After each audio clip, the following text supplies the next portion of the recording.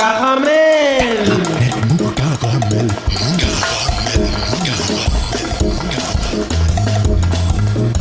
Caramel mou. Caramel mou.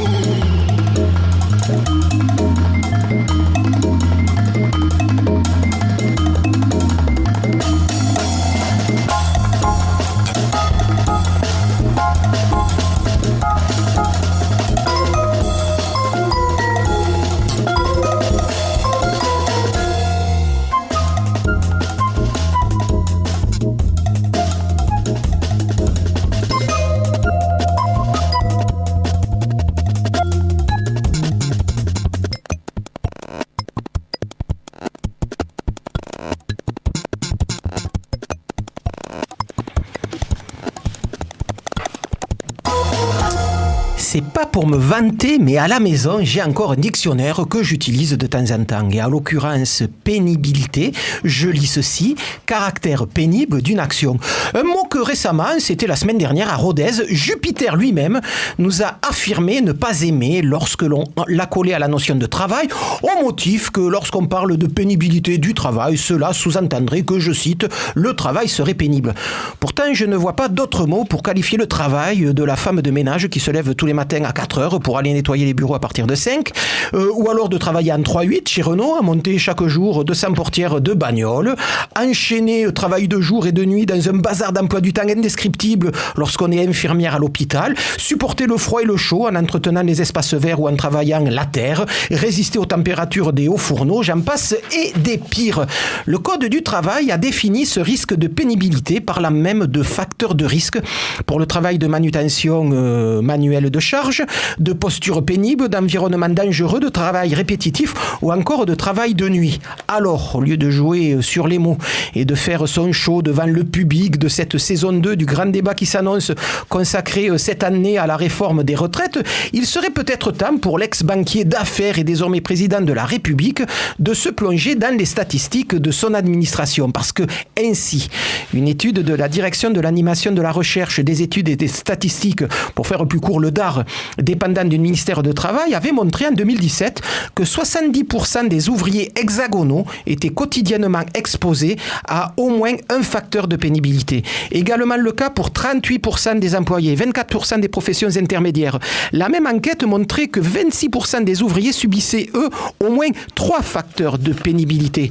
Après s'être vus traités de feignants ou d'illettrés, incapables de se payer un costard ou de traverser la rue pour trouver un emploi, voilà maintenant que le monde du travail est stigmatisé pour son incapacité à supporter des conditions difficiles sans les trouver pénibles. Jupiter ose tout. C'est d'ailleurs à ça qu'on le reconnaît. Salut les filles, c'est Joe Kangourou pour un nouvel épisode de Caramel Mou.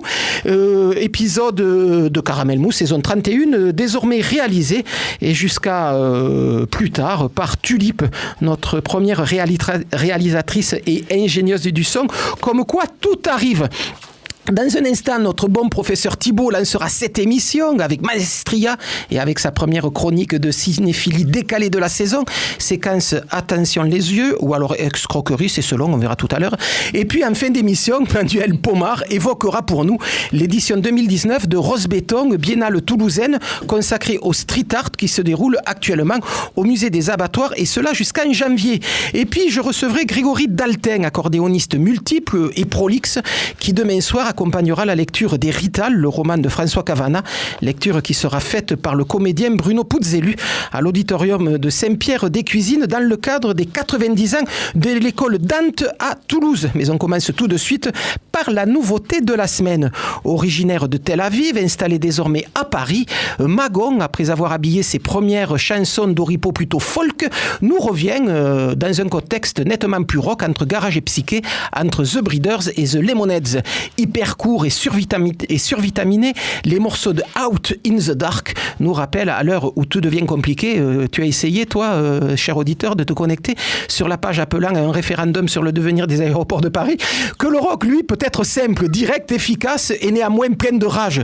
Magon, les voici tout de suite, My Reflection, extrait de Out in the Dark, son nouvel album, c'est Caramel Mou et c'est à mieux.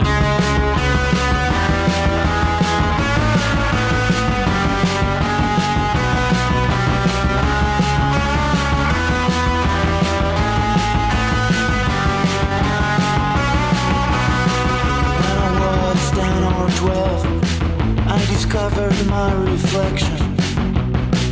Then I looked into my hand, and I knew I was not lying. I'm a child with intuition, not a man with heart mutation. In a movie, you came asking through a mirror. Oh, don't leave me to die. Oh no, don't leave me to die. In the corner of the dungeon, I was sniffing Coca-Cola.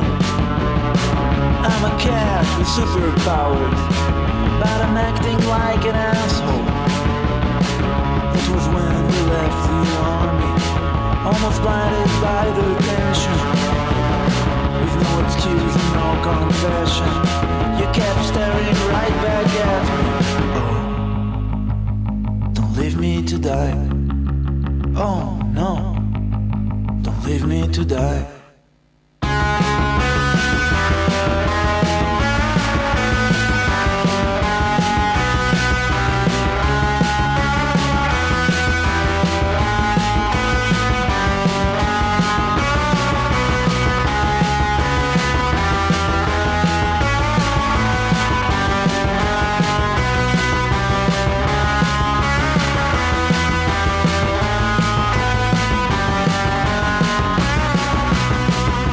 Standing monumental, deconstructed from social convention.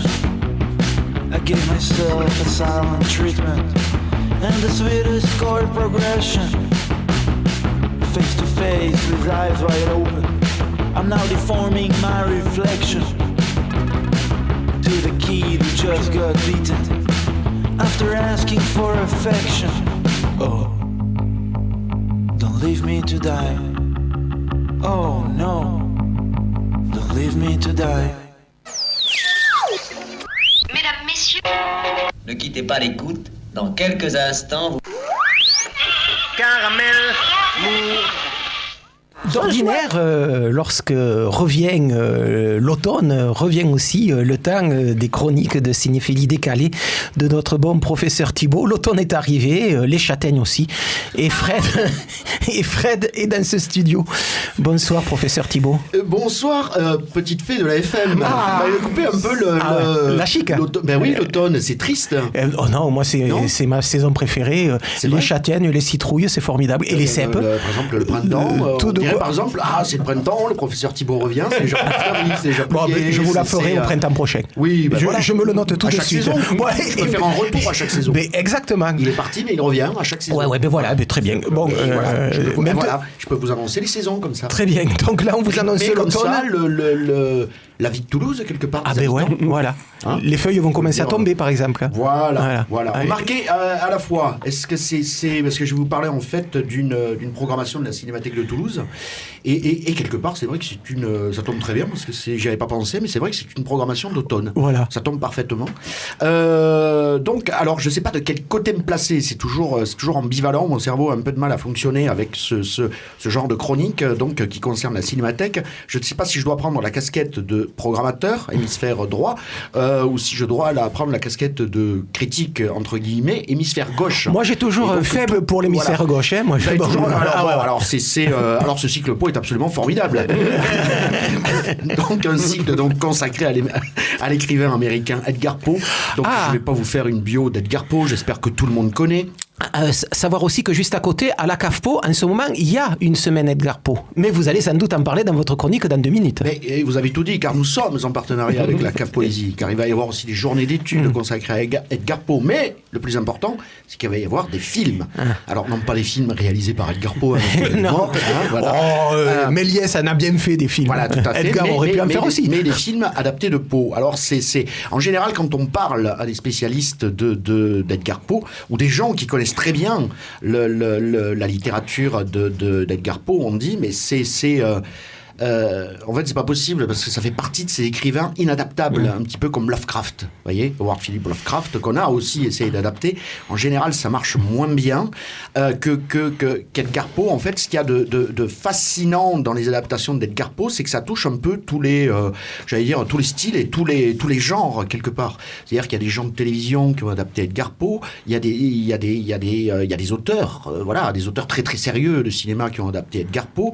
Il y a des gens qui sont un petit peu plus lestes, on va dire, et qui travaillent dans le cinéma d'exploitation, qui ont adapté Edgar Poe. Enfin, Edgar Poe, ça peut se mettre à toutes les sauces. Alors des fois c'est très réussi, des fois c'est moyennement réussi, et des fois c'est absolument catastrophique. Donc c'est ça qui est fascinant. Et encore une fois, pour terminer la comparaison avec Lovecraft, lui a développé un univers qui souterrain.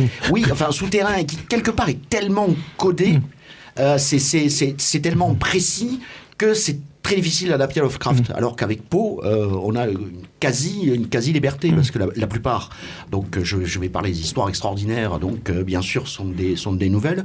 Donc vous imaginez pour un scénariste et un cinéaste la liberté en fait que vous procure d'adapter Edgar Poe. Donc voilà. Alors là, évidemment, on n'a pas tout mis, hein, on n'a pas pris, je sais plus combien il y a d'adaptations de Poe, mais il y en a des centaines et des centaines. Donc loin de là, mais on a quand même essayé de trouver des choses emblématiques. Par exemple, vous aurez 3 versions de La Chute de la Maison Usher, pour vous donner un peu comme ça une petite idée. Donc il y a la formidable version muette. Oui, 2 secondes, en sachant que ce soir, il y a une version théâtrale de La Chute de la Maison Usher, justement à la Cave Pau. Tout à fait. Et donc, je reviens donc à La Chute de la Maison Usher, donc la version de Jean Epstein, qui date de 1928, si ma mémoire est bonne, où là, on est plus dans un cinéma muet qui expérimente. Alors, on va être très déçus si on espère retrouver donc l'histoire qui est contée dans la nouvelle. Que vous allez nous rappeler à l'instant. On sera forcément déçus. Est-ce qu'il faut qu'on fasse quand même cet un affront? peu. Ouais. On va dire que c'est un voyageur, qui débarque dans une vieille masure, et dans cette vieille masure donc vit donc un couple qui est composé d'un frère et d'une sœur, comme ça, et que le châtelain donc celui qui règne un petit peu en maître sur cette maisonnée, donc a beaucoup de troubles sensitifs. Il est atteint d'une maladie étrange. Il faut que je continue? Non, ça va, c'est bon. Non, ça a donné envie. Bon. Ah voilà, vous voyez. Ça a donné envie. Parce que je pense qu'il y a des gens qui ne lisent plus Poe. Eh bien, c'est pour ça que on fait plein pot. Et puis voilà, il n'y a pas de Poe. Allez, voilà. Donc on aura cette version qui, alors, comme je le disais, donc sera donnée en ciné-concert. Ce sera accompagné par Mathieu Regnault. J'arrive plus à parler, vous voyez, hein, ce soir c'est terrible. L'autre version qu'on a après de La Chute de la Maison Usher, c'est tout simplement la version de Roger Corman des années 60. Alors là, je vais vous le dire tout de suite. Pour moi, Roger Corman, qui lui a entamé un cycle Poe, puisque tout au long des années 60, il va faire en fait 8 films qui sont plus ou moins d'ailleurs adaptés de Poe, dont un qui mélange d'ailleurs Edgar Poe et Howard Philip Lovecraft. Mais en tout cas, ça c'est le film qui inaugure cette série. C'est un film qui a été fait à très très très petit budget. C'était très très très malin. Poe a toujours été étudié par les adolescents aux États-Unis à l'école. On étudie Poe. Cette époque-là, c'est quelque chose de courant. Hein. C'est dans les programmes scolaires. Et donc, Corman s'est dit, en fait, il y a toute une génération qui connaît ça, on va leur redonner ça en film. En fait, c'est ça.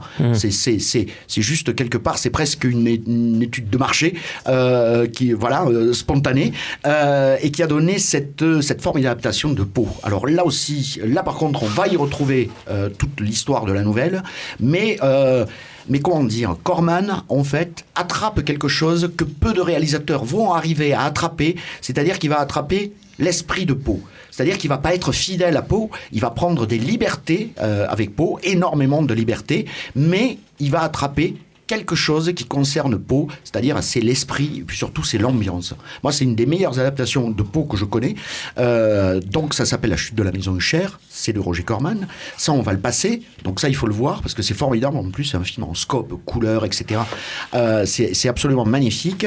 Et puis, on aura une version très très bizarre de La Chute de la Maison Usher, une version télévisée. réalisé. Alors ça, par contre, on a toute une série de films de télévision. Ça, c'est des films très rares. Donc, La chute de la maison Usher d'Alexandre Astruc, qui a été réalisé au tout début des années 80. Mais peut-être que vous l'avez vu. C'était très bizarre, cette série d'adaptation de Poe, puisque ça a été initié par Maurice René. Oui. C'est un acteur qui a initié ça. C'était juste avant sa mort. Et qui s'est dit à un moment donné, tiens, ce serait bien d'adapter des nouvelles de Poe, de les proposer à la télévision française, et surtout d'inviter des gens avec un petit peu de bouteille. Alors Alexandre Astruc, c'est Cahiers du cinéma, la caméra stylo, etc. Bon, je vais pas partir là-dessus, mais on va proposer aussi dans cette série de films télévisés le système du docteur Goudron et du professeur Plume de Claude Chabrol. Alors Claude Chabrol a adapté Poe. Alors ça peut, là aussi, vous allez me dire, mais c'est super étonnant, parce que Claude Chabrol, c'est quand même la critique de la bourgeoisie. C'est le film réaliste. Ben oui, etc. Et en fait, finalement, ça se marie bien, parce que Chabrol, lui, ne démord pas, justement, parce que bien évidemment, ça ne se passe pas à Paris, ça se passe en province. Et on va retrouver Chabrol, lui, va embrasser le côté grotesque de Poe, qui a toujours eu, là aussi, dans les nouvelles de Poe, il aimait bien ça, et il va le faire sien, et il va l'insérer dans sa thématique de la critique de la bourgeoisie.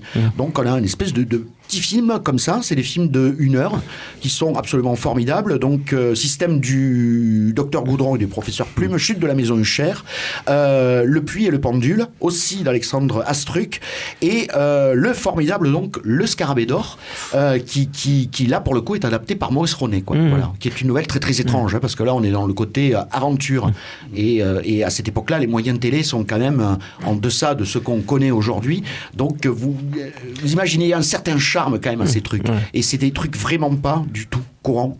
Vous en voulez d'autres? Non, mais simplement nous rappeler les dates.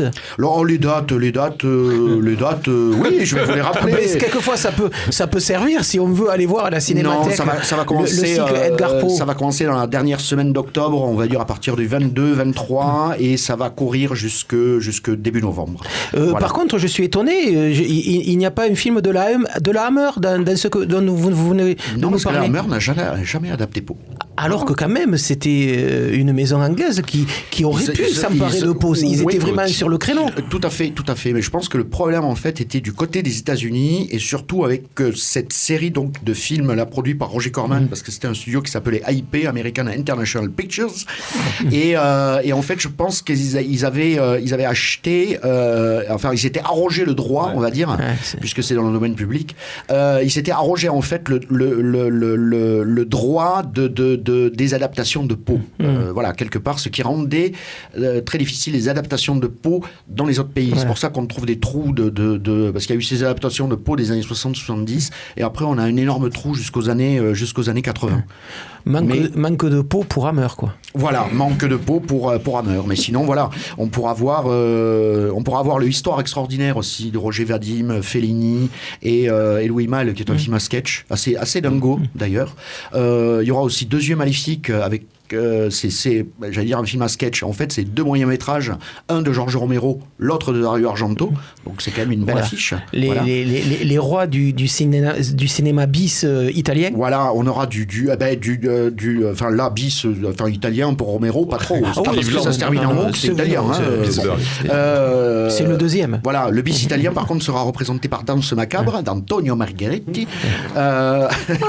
Et on pourra voir aussi quelque chose de très étonnant que moi, j'adore ce film, donc Le Corbeau. Alors, vous connaissez Le Corbeau, c'est le poème. Alors, comment est-ce qu'on adapte Le Corbeau? Eh bien, Roger Corman l'a fait, c'est assez marrant parce qu'il en a fait une comédie. Tout ce qu'on retrouve du Corbeau de Poe dans le film, c'est au début où on a la fin du poème. Du poème, en fait, qui est dit par, je crois que c'est Boris Karloff qui dit cette fin de poème. Mais c'est un film qui est assez fascinant. Pourquoi? Parce qu'il y a Boris Karloff, il y a Peter Lorre et il y a Vincent Price. Et c'est génial, et ça se voit très bien d'ailleurs dans le film, parce que là, c'est 3 jeux d'acteurs complètement différents. Donc, on avait quand même un Karloff qui, lui, respectait ses lignes à la lettre. On avait Peter Lorre, alors qui, lui, en fait, était complètement bourré tout au long du tournage, et qui, en fait, des dialogues, lui, personnellement, il n'avait rien à foutre, Il les improvisait. Et après, on a Vincent Price qui fait le tampon un peu entre les deux, mais c'est surtout les scènes entre Peter Lorre et Karloff qui sont géniales. Corman tourne très vite, c'est 2 prises maximum, et on voit dans les yeux de Karloff l'incompréhension par rapport aux répliques qui sont dites par Peter Lorre. C'est terriblement amusant, et du coup, quelque part, Corman se fout un petit peu du poème, mais parce qu'il arrivait à la fin de sa série des adaptations de Poe, et c'est vrai qu'il en avait un peu marre, et il s'est dit un petit peu, tiens, je vais faire mon punk, je vais essayer de s'aborder tout ça, et il a fait du Corbeau une comédie. Donc, ce qui est assez fort, et ça reste quand même un film formidable, et c'est quand même toujours un film poïen. Je sais pas si ça se dit poïen, c'est pas joli.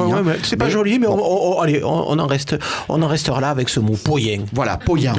C'est un cycle poïen. Voilà, cycle poïen à la Cinémathèque à partir de mi-octobre, avec l'ensemble des films dont vient de parler notre bon professeur Thibault, y compris cette série de films de télévision français que, effectivement, et avec élégance, Fred Thibault a imaginé que je pouvais les avoir vus. Je suis suffisamment vieux pour effectivement les avoir vus en direct à la télé. Mais merci professeur Thibault, je vous revoudrais ça un jour. À bientôt.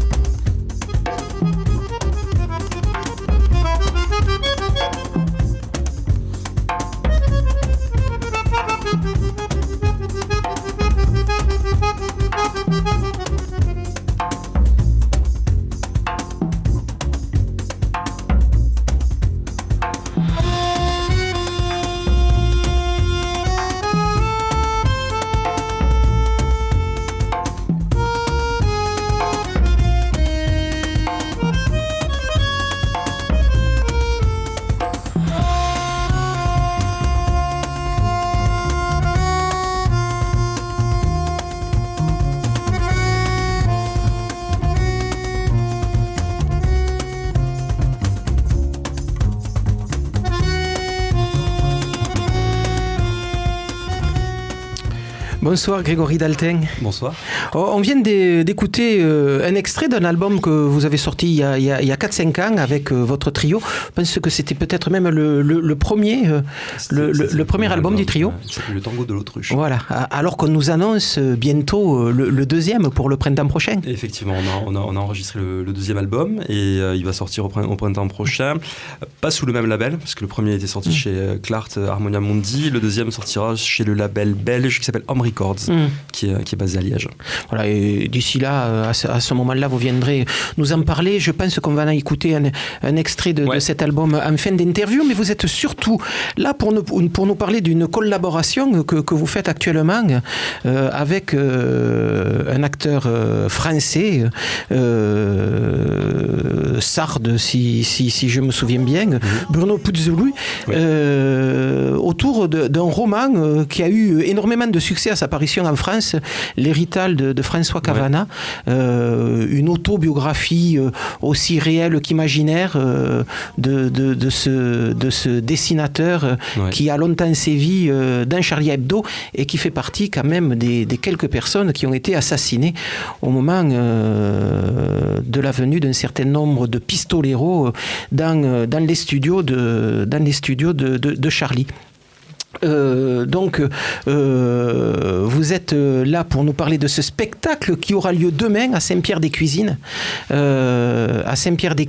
Dont Puzzolù, Grégory Daltin autour de François Cavana et d'Hérital. Comment est née cette collaboration ?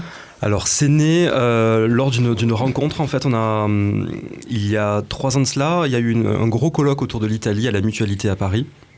Et j'avais été invité à jouer lors de ce colloque, à accompagner différents artistes, etc. Et notamment Bruno Puzzolù sur un très court passage il y avait un quart d'heure à faire sur l'Hérital de Cavana. Et avec Bruno, on n'a pas eu du tout le temps de répéter, donc en fait on s'est retrouvés sur scène. Il a fait sa lecture, moi j'ai improvisé en direct. Et ça a eu un tel succès auprès du public, auprès de l'Assemblée, que même l'ambassadeur d'Italie qui était présent est venu et a dit non mais cette pièce il faut qu'il y a quelque chose à trouver. Donc chacun est rentré chez soi, Bruno est rentré chez lui, moi à Toulouse, et on a gardé quand même toujours en tête cette collaboration. Ça a pris 1 an parce que Bruno a fait vraiment une adaptation théâtrale. Là c'était vraiment une lecture. Après il a vraiment tout retravaillé pour vraiment faire cette adaptation théâtrale. Moi j'ai écrit la musique. Et c'est son frère Mario Puzzolù qui a fait la mise en scène. Donc nous sommes 2 en scène, voilà, où moi j'ai un rôle de bien sûr d'accordéoniste, de musicien, d'acteur, mais plus un acteur muet, juste une présence, etc. Et la scène nationale d'Albi a accueilli la création en septembre l'année dernière, et depuis c'est en tournée. On a fait le festival d'Avignon, Chêne Noir, voilà. Après, ça part à Paris pendant 4 mois. Alors après, voilà, moi, j'ai quelque part cédé une partie aussi de toute la tournée à un collègue accordéoniste, Aurélien Noël. Parce que voilà, il y a d'autres projets à côté, etc. Il y a la vie, et ça on va en parler des projets à côté, mais pour continuer avec l'Hérital, c'était quoi l'objet du spectacle ? Fragmenter un peu l'œuvre, en donner toute l'étendue, s'attacher à certains moments de la vie de ce petit garçon ? Oui, je pense que c'était ça. Alors en plus ça avait une résonance particulière pour Bruno et moi, puisque comme François Cavana, en fait nos pères sont italiens et nos mères sont françaises. Donc je crois qu'il y a eu aussi de suite une accroche à ce niveau-là, parce que au final ce que raconte François Cavana dans son œuvre, c'est des choses qui nous parlent, même si c'est pas à la même époque. Ce que raconte Cavana, c'est les années 30. Et donc un certain racisme quand même dans ce livre-là. Ce racisme qui m'a été raconté par mon père, par mes tantes, qui arrivant d'Italie, voilà, forcément. C'était l'étranger. Exactement. Ça donne quelques résonances avec l'époque actuelle. Et donc voilà, et Bruno a fait un formidable travail, vraiment d'adaptation. Il joue plusieurs personnages. Il joue bien sûr le François Cavana petit, il joue le père, il joue la mère, il joue les différents personnages aussi qu'on peut retrouver dans ce roman. Et moi, en tant que musicien dans la musique, j'écris vraiment une dizaine de thèmes, m'inspirant vraiment c'est un petit peu un cahier des charges aussi de la part de Bruno, d'avoir une musique qui fasse vraiment référence à cette période des années 30. Quand on est accordéoniste, c'est quelque chose qu'on a un petit peu dans les doigts, puisque c'est quand même l'âge d'or de l'accordéon, entre guillemets. Donc voilà, ça s'est fait petit à petit, ça s'est construit sur des temps de résidence, et puis après c'est parti en tournée, et avec un accueil relativement relativement très bon de la part du public et également de la critique. Vous parlez des années 30 et de la facilité pour vous de pouvoir mettre dans les doigts cette musique qui est effectivement un peu importante dans les années 30.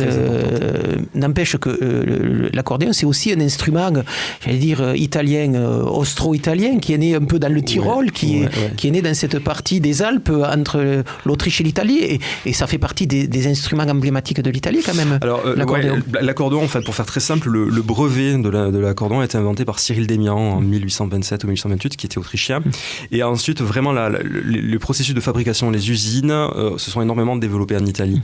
Et ensuite, par le biais de l'immigration, etc., les Italiens ont amené l'accordéon en France, etc. Ça s'est fait grosso modo comme ça. Mais pendant très longtemps, les fabriques, il reste d'ailleurs une ville emblématique en Italie qui s'appelle Castelfidardo, qui est pas loin d'Ancône, qui est la ville de l'accordéon. Il y a, en gros, pendant très longtemps, les gens qui habitaient cette ville vivaient de la fabrique des accordéons. Il y a plein d'usines, plein de marques, etc. Maintenant, malheureusement, le marché fait que beaucoup d'instruments sont fabriqués ailleurs, en Chine. Donc, il y a beaucoup de choses comme ça. Donc, et cette ville, petit à petit, se meurt, puisque voilà, il y a un coût qui est là. Qu'on ne peut plus assumer pour le musicien moyen. L'accordéon, c'est arrivé comment pour Grégory Dalting? Comment c'est arrivé? C'est arrivé par le biais de mon grand-père maternel. Mon grand-père paternel jouait de la mandoline. Personne n'est parfait. Personne n'est parfait. En canton italien, donc on joue de la mandoline, ou pas. Mais et mon grand-père maternel, en fait, qui était originaire du Tarn, avait toujours rêvé de faire de l'accordéon, parce que son père, donc mon arrière-grand-père, pendant la guerre, en fait, animait des bals clandestins avec un petit accordéon. Et en fait, il avait toujours eu vraiment l'envie de faire de l'accordéon. Et un jour à la retraite, la première chose qu'il a fait, c'est acheter un accordéon. Et donc moi, j'avais 11 ans, et un jour, en lui rendant visite, je suis tombé sur cet instrument. Et ça a été vraiment un coup de foudre, mais vraiment un coup de foudre, comme on peut l'avoir pour une personne ou quelque chose. Voilà, il y a eu quelque chose qui s'est vraiment passé, et à partir c'était une conviction que j'ai eue rapidement, très vite, même à 13-14 ans. Je savais que cet instrument m'accompagnerait une grande partie de ma vie. Sous quelle forme, on ne peut pas le savoir quand on a 13 ans. Hein. Après, bon, ça s'est fait de façon professionnelle et j'ai énormément de chance à ce niveau-là, mais je savais que c'était quelque chose qui m'accompagnerait, un objet qui serait là, quoi. Il y a dû avoir pas mal de moqueries dans les cours d'école. Et toi, qu'est-ce que tu fais? Moi, je fais du foot, moi du rugby, et moi de l'accordéon. Non, clairement. Ça jette un froid. La période des années 95, 96, là au collège, je disais pas que je faisais de l'accordéon, quoi. Mais vraiment, non, mais c'est vrai, hein. C'était quelque chose qui était. Maintenant, moi je vois, j'enseigne au conservatoire à Toulouse, et je vois, j'accueille dans la classe plein de petits débutants qui ont 6-7 ans, ou même qui en ont 12-13. Faire de l'accordéon, ça s'est démocratisé. On fait de l'accordéon comme on fait de la guitare. Moi, voilà, dans les milieu des années 90, faire de l'accordéon, c'était has-been. Oui, comme disait Manuel à côté il y a 2 minutes, ou alors il fallait faire des reprises de Nirvana ou d'ACDC. C'est ça, complètement. Il y a un de vos collègues d'ailleurs qui s'était amusé à ça, Michel Massias. Ah ouais, Michel, je crois que j'ai une version de Deep Purple de Smoke on the Water à l'accordéon au milieu des années 90, justement. Vous êtes un pur produit du Conservatoire de Toulouse. Oui, j'ai fait mes études au conservatoire à Toulouse. Après, je suis parti dans des pôles supérieurs. Et en fait, j'avais la possibilité de rentrer à Paris, etc. Dans le conservatoire supérieur et tout. Et en fait, j'ai eu la chance, et maintenant avec le recul, je me dis que c'est vraiment une chance de rencontrer vers 17-18 ans. Alors, j'avais la chance de remplacer mon prof au Capitole, dans vraiment des contextes classiques contemporains. Mais j'avais la chance déjà de pouvoir rencontrer le milieu toulousain, qui est un milieu musical relativement très fertile. Et du coup, je me suis retrouvé à faire mes premières scènes à 17 ans, 18 ans, en accompagnant, à l'époque, c'était Coco Gambo, une chanteuse qui était je salue si elle écoute. Voilà. Et puis j'ai rencontré Didier Labbé, et puis j'ai rencontré plein de musiciens qui chorusent, les Sandoval, les Lopez, les Moussé Hakim, etc. Et petit à petit, de fil en aiguille, en fait, j'ai rencontré aussi des musiciens d'autres pays, des Malgaches, des Turcs, etc. Et ce qui m'a vraiment fasciné, et ce qui me plaisait dans l'accordéon et qui me plaît encore aujourd'hui, c'est ce côté caméléon que peut avoir l'instrument. Et donc du coup, je me suis dit, tiens, au final, moi qui suis de nature relativement curieuse, j'ai envie de partir sur sur cette facette-là de mon instrument, et du coup de pas partir uniquement spécialiste d'un style, mais quelque part d'être entre guillemets plus généraliste et de faire la musique que j'ai envie. Et maintenant, je le regrette pas. Et c'est vrai qu'en parlant de projet et de style, on vous voit un peu partout. Vous jouez avec l'ensemble Pythagore, on est là dans la musique contemporaine. Vous jouez avec l'orchestre de chambre du Capitole ou l'orchestre de Toulouse. Je fais des concertos avec l'année prochaine. De Toulouse. On vous a vu accompagner des musiciens ici, dont vous parliez de Kiko Ruiz, Sandoval, Moussé Hakim, des gens comme ça. Vous avez pu être aussi derrière eux et vous continuez à tourner avec eux. Il y a Tonton Salut qui a aussi été peu important pour vous. Didier Labbé, vous avez fait partie de son quartet et vous avez pris la suite de Didier Dulieu.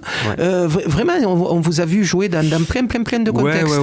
Et le summum, c'est le trio qui est un mélange de musique de monde, d'accordéon classique et de jazz, puisqu'il y a aussi des musiciens de jazz dans ce trio. Le trio avec Julien Dutu et Sébastien Gisbert, c'est une belle aventure, pareil, avec une exploitation de l'instrument sous toutes ses formes. Voilà.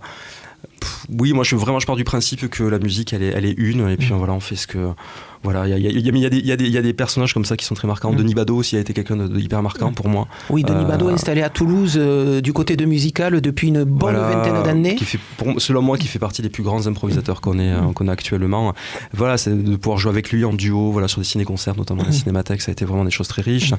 Des projets. L'année dernière, j'ai eu la chance de continuer à faire un projet en duo avec un mandoliniste qui s'appelle Vincent Berdemander, extraordinaire, où en fait on a osé le pari un petit peu fou de se faire écrire un répertoire sur mesure pour accordon et mandoline par des grands compositeurs. Donc on a eu la chance que le premier qui nous a écrit une suite en 6 mouvements, c'est Vladimir Cosma.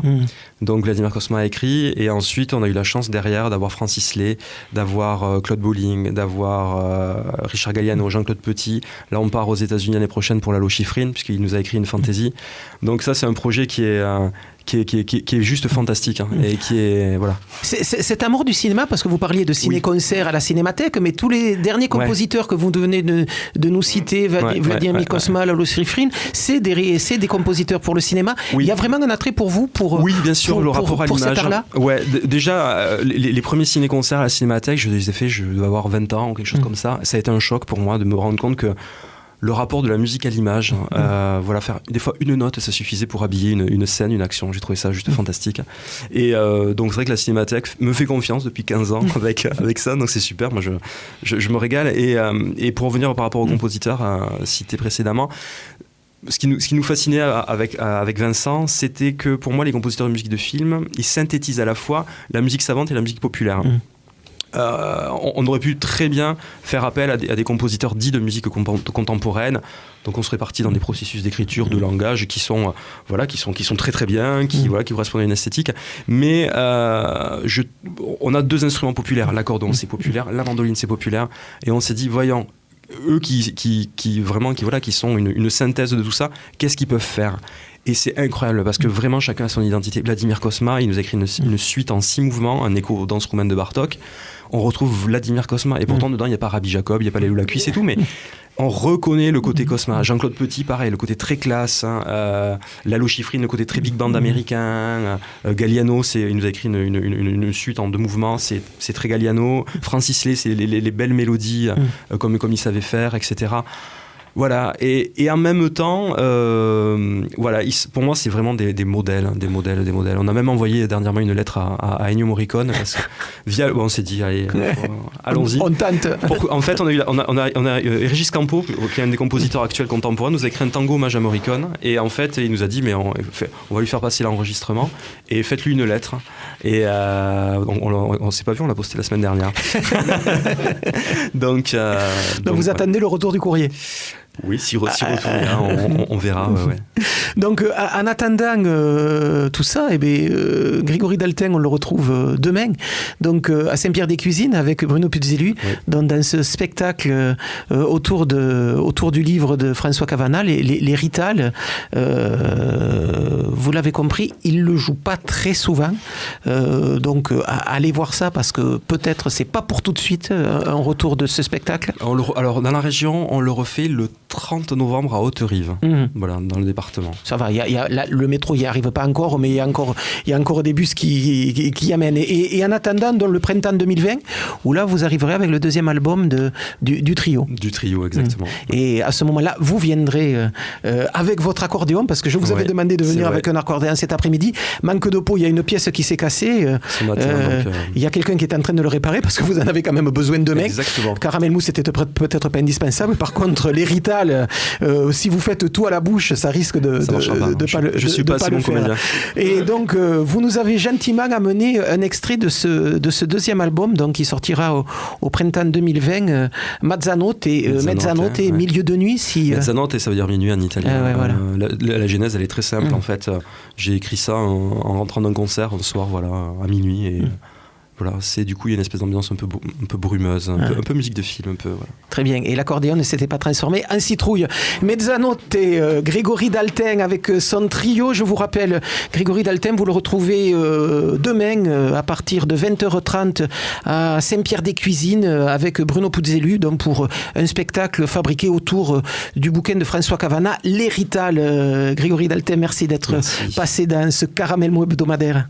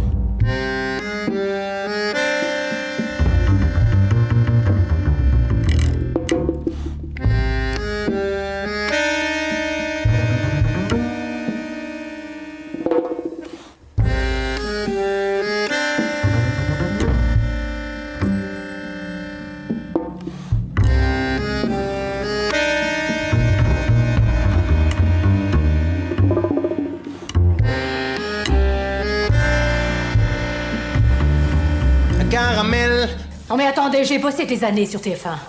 J'ai jamais passé un test. Et comment donc? Et comment donc qui, je vous prie? Et comment donc, Houston? Un caramel mou. Voilà.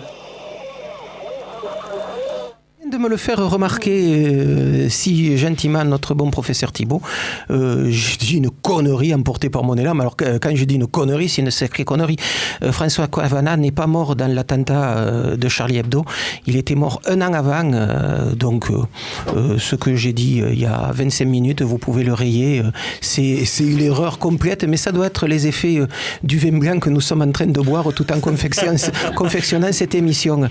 Allez, la suite avec Manuel Pomar, spécialiste d'un caramel mou, des arts plastiques et plus si affinité. Et ce soir, je vous ai demandé de nous parler en particulier de cette biennale Rose Bonbon, Rose Béton. Rose Bonbon, ça fait 2 fois que je la fais. Rose Béton, biennale qui en est à son combien? 3e, 4e édition? Alors, si on va sur leur site, on a l'impression que c'est la 3e édition, mais non, c'est la seconde. Et l'écart avec la précédente est de 3 ans. Ah oui. Voilà. Mais il a été comblé par une exposition de photographie de la première édition, qui d'ailleurs s'appelait Epoxy. La première édition, voilà. On arrive à Rose Béton maintenant. Donc après l'accordéon, après le capot, passons au carrosse béton. Waouh. Vous l'avez évidemment. Mais évidemment. Comme quoi, il n'y a pas qu'à moi que le vin blanc fait de l'effet. En plus, j'ai été obligé d'écrire pour ne pas l'oublier. Alors, Rose Béton, vous n'êtes pas sans savoir l'amour de la ville de Toulouse, voire même de la mairie de Toulouse, voire même de Jean-Luc Moudin pour le graffiti. D'ailleurs, j'aimerais bien connaître son blaze quand il le pose sur les murs de la Rocade, parce que il met tellement d'engouement. Vous croyez qu'il commence à faire sa campagne électorale en signant sur les murs de la ville? Vérifions s'il y a des JLM, il y a des PTM, mais bon, peut-être. Dédicace. Donc oui, on va dire que c'est presque une commande de la ville à un artiste de renommée qui tout le monde connaît à Toulouse, Tilt, qui a commencé au tout début des années 90 avec toute la bande de la True School. Voilà, on a vu apparaître les premiers graffitis, surtout près d'Arnaud Bernard. Enfin, le centre-ville, quoi, était peint du sol au plafond, j'ai envie de dire. Par la True School, après. Il y a eu pratiquement dans le même sillage, il y a eu l'équipe des filles, on va dire. Donc Mademoiselle Cat et quelques années plus tard Fafi. Donc Toulouse, il y a une réelle histoire du graffiti. Aujourd'hui, on parle d'art urbain, de street art. Moi, je suis plutôt un aficionados du graffiti, de ce qu'on appelle les vandales. Je trouve qu'il y a des choses assez belles qui ont une réelle position dans la ville. C'est un geste artistique sauvage, c'est une rébellion nécessaire, je crois. Et pour moi, le street art, c'est son versant un peu lifestyle. C'est du Canada Dry, quoi. C'est quelque chose... accepté par les institutions, de toute façon. Oui, c'est un peu, voilà, c'est la barbe, le tatouage, la bière IPA et puis le street art. Cependant, Rose Béton, c'est vraiment une super programmation. Alors, il y a une partie aux abattoirs, j'en parlerai à la fin, et surtout des murs dans la ville. Ça, je trouve, c'est bien de faire revenir les couleurs dans la ville de façon officielle. Il y a des très très beaux murs. Bon, il y a un versant assez graphique cette année, avec des artistes américains comme Hans, Momo et Rosie qui ont fait... il y a un mur tout près de la préfecture, je ne sais pas si vous l'avez vu, très très grand mur, très coloré, très, très pop, avec des formes géométriques. Voilà, pour moi, c'est une forme assez décorative. Il y a le même style de mur du côté de la rue des Blanchets. Aussi, voilà, mais c'est un autre artiste, oui. Donc, Mademoiselle Cat a fait le sien du côté de la rue de la Bourse. Ouais, rue Sainte-Ursule, voilà, près de la place de la Bourse. Voilà. Et il y a eu un duo qui s'appelle Moses and Taps, qui a été invité dans le cadre de Rose Béton et qui a et ça c'est très beau, qui a vraiment envahi la ville de flops sauvages. Alors, il y en un a... flop, qu'est-ce que c'est un flop ? Un flop, c'est la signature, le blaze, le nom, plutôt là dans ce lettrage arrondi, très souple qu'affectionne Tilt. Voilà, et c'est... Parce que le graffiti, c'est une histoire d'écriture, une histoire de signature. C'est vrai que si on y regarde de près, ça va pas très loin, quoi. C'est une histoire de territoire, mais finalement, cette déclinaison, cette obsession, cette manie du nom, voilà, pour moi, c'est un peu l'équivalent d'un Buren, peut-être aussi, de décliner des choses à l'infini. Ça a une totale légitimité contemporaine. On est dans un rapport au territoire, à l'appartenance ou la désappartenance, peut-être. Comment on s'inscrit dans la ville, comment on l'occupe, comment on la bouscule un peu. Et que Rose Béton ait pu inviter ces artistes à venir peindre sans autorisation. Enfin là, bon, on est sur un paradoxe, une petite équivoque. Mais c'est tant mieux, j'ai envie de dire. Ils en avaient quand même. Là, oui, bien sûr. Mais il y en a beaucoup qui ont été effacés, d'autres recouverts. Là, ils viennent de sortir une édition, justement, ce duo, où sont photographiés tous ces flops qu'ils ont fait sur les murs. Et à la fin du bouquin, chaque flop est repris en petit. Il y a la date à laquelle le flop a été fait et aussi sa date de mort, la date à laquelle il a été soit effacé, soit recouvert. Bon, certains sont encore là. Guettez-les, levez les yeux, c'est Moses and Taps. Il y a aussi des stickers un peu partout, fond noir, lettres jaunes et roses, je crois. Il y a aussi le travail de Rero, c'est un travail un artiste français qui écrit en lettres capitales type Arial, mais un lettrage barré qui voilà, on est de l'ordre du slogan, évidemment d'un slogan plutôt poétique. Il a posé une sorte de palissade en bois évidée avec comme texte Vacancy à l'endroit de l'ancienne usine AZF. Voilà. Ce qui est intéressant dans Rose Béton, c'est qu'il y a plusieurs interventions qui finalement ne sont pas cartographiées, quoi. Il faut parcourir la ville, les trouver. Dans cette position-là, il y a aussi Mark Jenkins, un artiste américain qui avait été invité il y a 2-3 ans aussi par le Pavillon Blanc à Colomiers. Lui, il fait des mannequins habillés street style avec la veste à capuche, le hoodie. Donc, il y en a eu un qui a été posé... la place des cinémas, excusez-moi. Ah, la place Wilson. La place Wilson, merci, avec la fontaine. Et c'est un mannequin sur le rocher, en train de pêcher, et de pêcher un corps. Apparemment, ça n'a pas plu, et il a disparu au bout de 2 jours. Alors, on ne sait pas qui l'a pris ou pas. Il en a fait un autre aussi qui est assez drôle et qui nous remet dans cette histoire paradoxale du graffiti autorisé ou pas autorisé.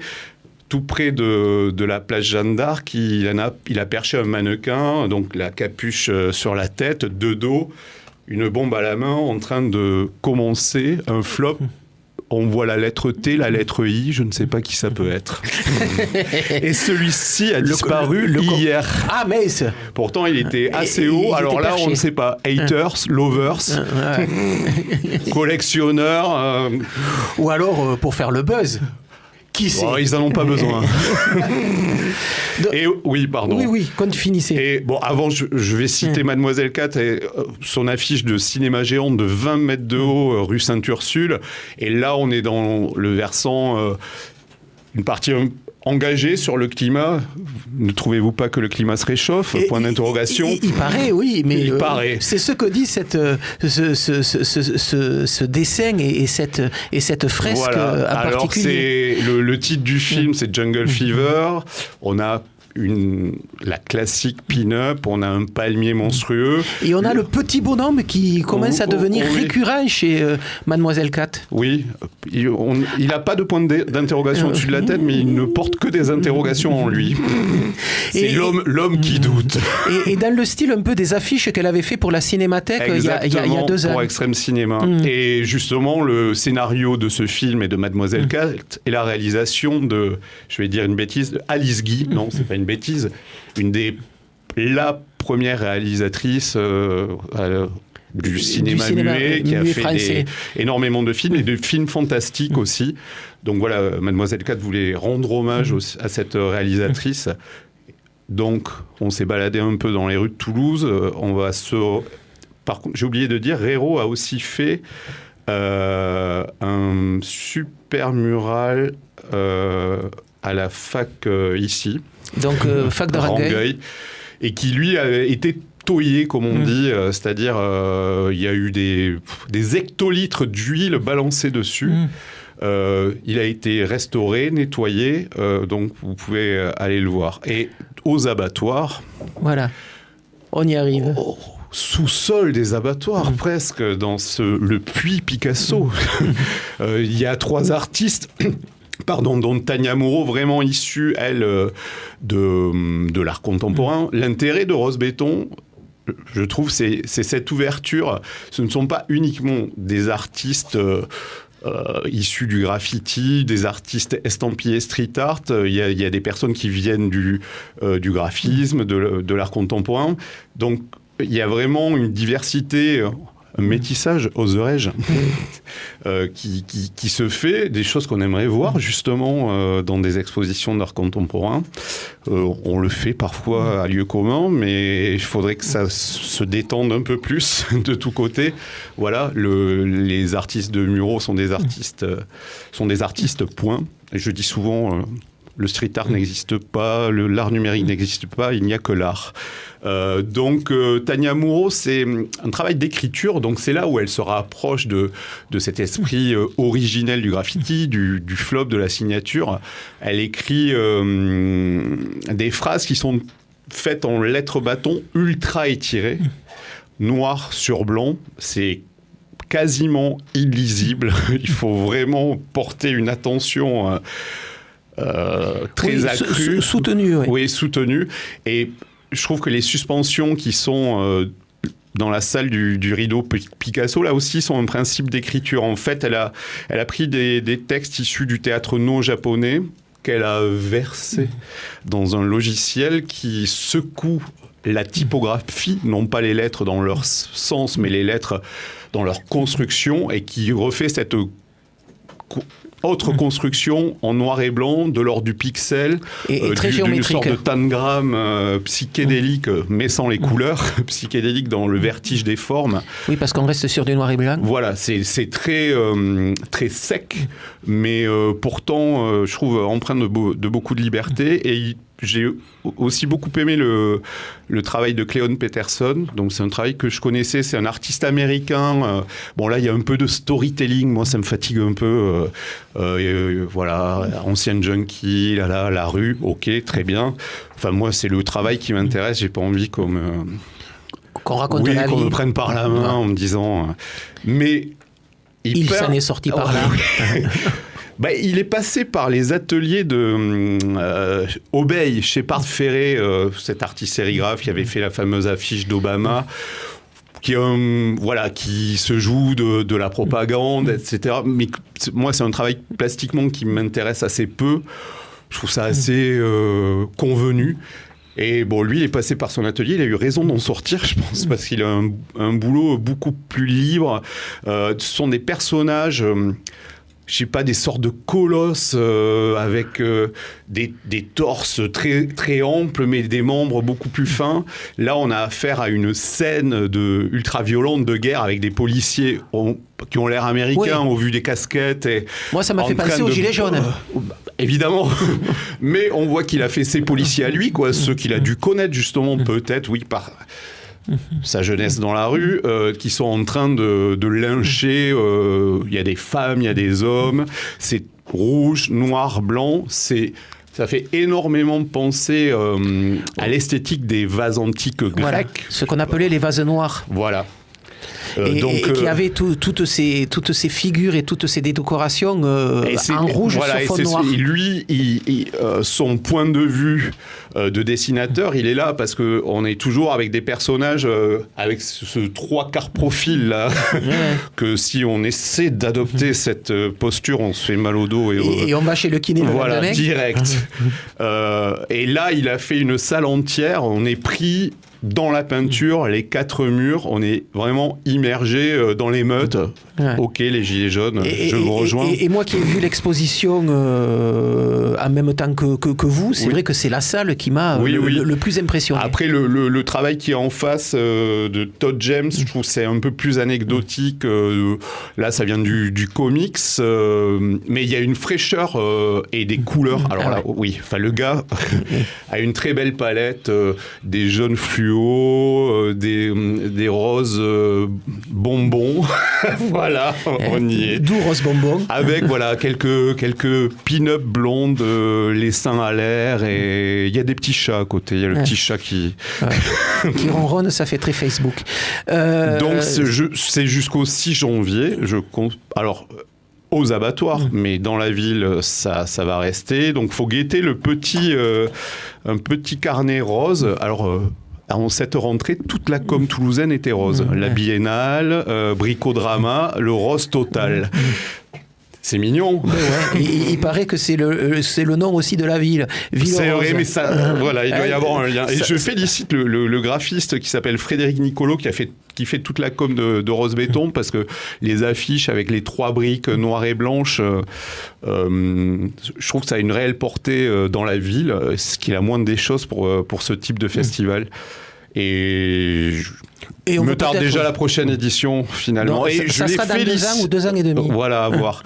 Je les félicite d'avoir réussi à travailler aux abattoirs. C'est pas tous les jours facile. Et c'est vrai que c'est très, très, très, très chouette de voir du street art aux abattoirs. Et puis en même temps, ça donnera l'occasion aussi de voir cette quand même exposition plutôt réussie de Peter Sol. Ah oui, j'en parle pas, mais c'est magnifique. Oui, parce que pour atteindre Rose Béton, il faut traverser Peter Sol.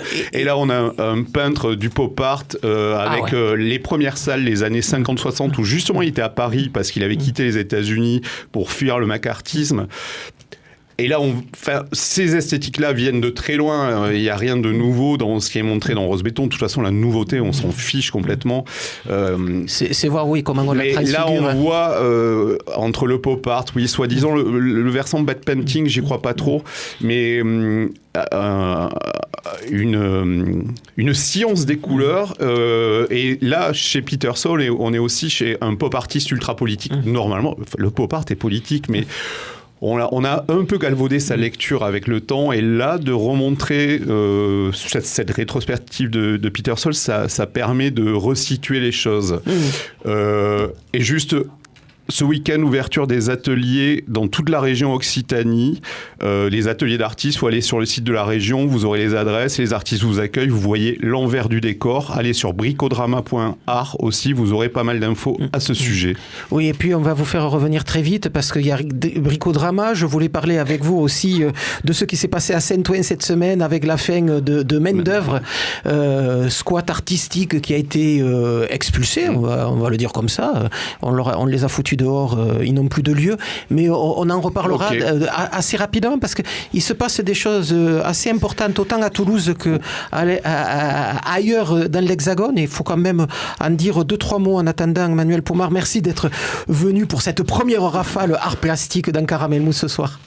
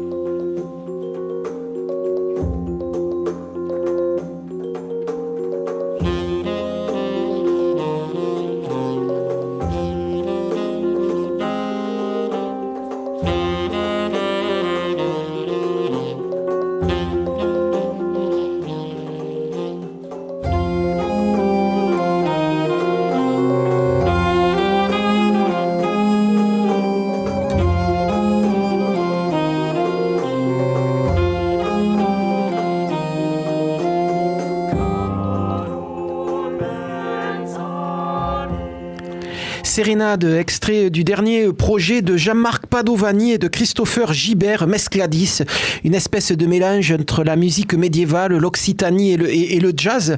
Morceau que l'on avait récupéré l'année dernière, je ne me souviens plus par quel circuit il était arrivé sur notre petit ordinateur, n'empêche que le disque est toujours pas sorti. Par contre, le groupe va faire une sortie la semaine prochaine à Toulouse. Ils seront à Saint-Pierre-des-Cuisines. Mardi prochain, 15 octobre, avec ce projet, et qui est un projet somptueux. Là aussi, il faut aller voir ça. Je sais qu'en ce moment à Toulouse, il y a plein de choses, il y a des choix plutôt cornéliens, comme dirait mon ami professeur Thibault, qui est un puits de culture, et pour qui les tragédies du XVIIe n'ont aucun secret, d'un choix cornélien, mais n'empêche que Padovani, le même soir que le Raid Desert à la salle Nougaro, ça va être, pour faire le choix, ça va être difficile, mais c'est quand même quelque chose à aller voir. Padovani, donc sur ce nouveau spectacle Mescladis, avec un quatuor vocal dans lequel on retrouve Claire Subiette aussi. Donc le chef de ce quartet vocal étant Christopher Gibert, qui a aussi assuré les compositions. Donc voilà, projet Padovani Gibert Mescladis, mardi prochain, 15 octobre, à Saint-Pierre-des-Cuisines. Et puisque nous parlons de concert, on va terminer cette émission avec cette page-là. Il y aura du rock progressif pour ceux qui aiment ça ce soir au Métronome, avec Threshold, Eldritch, également Mandigans et Mobius, Cha-Cha et Merengue ce soir dans la cour de la Cinémathèque avec Oyeme dans le cadre de Cinespania. Un spectacle musical au théâtre Sorano ce soir avec La 7e vie de Patti Smith, mise en scène par Benoît Bradel et Claudine Galéa. Et aussi dans l'aventure, il y a un livre qui avait été écrit par Claudine Galéa et donc qui a mis en scène avec Benoît Bradel son propre bouquin, une pièce de théâtre qui sera racontée et interprétée par une comédienne, Marie-Sophie Ferdan, de la Comédie Française, également sur scène deux guitaristes, Thomas Fernier et Seb Martel, pour une histoire centrée sur le ressenti d'une adolescente découvrant dans Patti Smith son double brillant dans la lumière. Début du spectacle, 20h, ça s'appelle La 7e vie de Patti Smith et c'est au théâtre Sorano. Le trio jazz de Benjamin No sera lui au Tastaco à partir de 20h dans le cadre de Barbare sur son 31, la déclinaison apéro de Jazz sur son 31.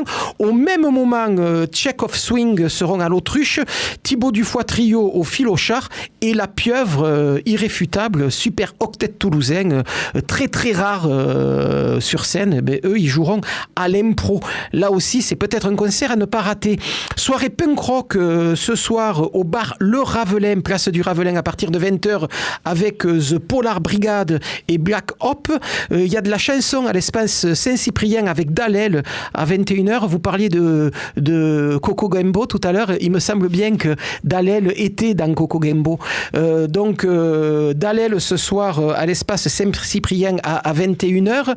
Chanson toujours, mais au bijou cette fois avec Daguerre à partir de 21h30. À la CAFPO, on en parlait tout à l'heure avec le professeur Thibault. Il y a La chute de la maison Hucher, un conte fantastique d'Edgar Poe dans le cadre de la semaine Edgar Poe à la cave Poésie. Et ça, c'est joué par la compagnie d'un homme s'énerve. Et puis, n'oubliez pas que le Festival Occitania continue, que pendant tout le week-end, Jazz sur ton 31 continue également, avec notamment Géoui au missile ce soir à 20h30 au Théâtre des Mazades et Bonga demain soir au Pavillon Républicain dans la cour du Conseil départemental à 21h30. Pendant tout le week-end aussi, c'est la suite et la fin de Toulouse les Orgues, avec ce soir à 20h30 à l'église Notre-Dame du Thor, le duo Yom, le clarinettiste, et Jean-Baptiste Florian Merle-Ovrard, un dialogue plutôt ludique, mais la musique du monde, référence à Bach et musique minimaliste.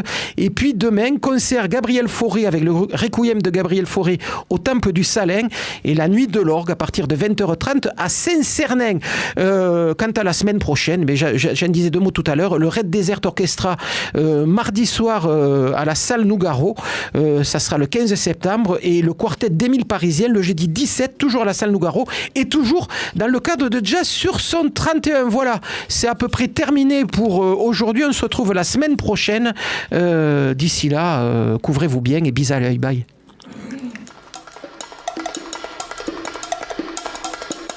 Caramel. Caramel.